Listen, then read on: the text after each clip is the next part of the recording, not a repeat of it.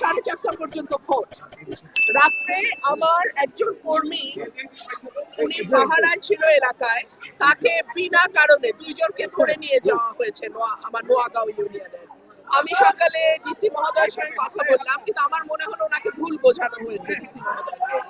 তো সে এখন থানায় আছে।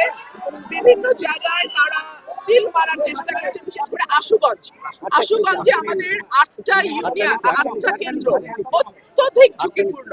দুপুরে তারা সিল মারার একটা পায়তারা করছে বলে আমার কাছে খবর এসছে। আমি সেনাবাহিনী, পুলিশ, সবাইকে, ডিসি, সবার কাছে আমি এই কেন্দ্রগুলোর নাম পাঠিয়ে দিয়েছি। দেখা যাক কি হয়।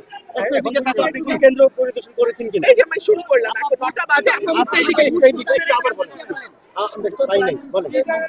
আপনার প্রতিক্রিয়াটা জানতে চাই।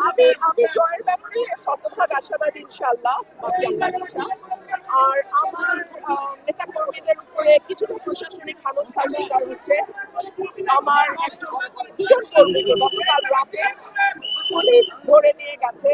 তারা রাস্তার উপরে বসা ছিল, ওই রাতে সিল মারার একটা পরিকল্পনা ছিল খেজুর গাছে।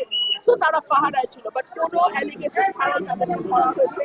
মহোদয়ের সঙ্গে আমি কথা বললাম, সম্ভবত ওনাকে ভুল বোঝানো হয়েছে।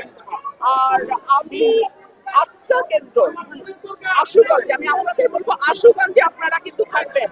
আশুগঞ্জে তারা সিল মারার একটা পরিকল্পনা আছে। আমি সেনাবাহিনী, পুলিশ, সবাইকে কেন্দ্রগুলো যেগুলো অতি ঝুঁকিপূর্ণ নাম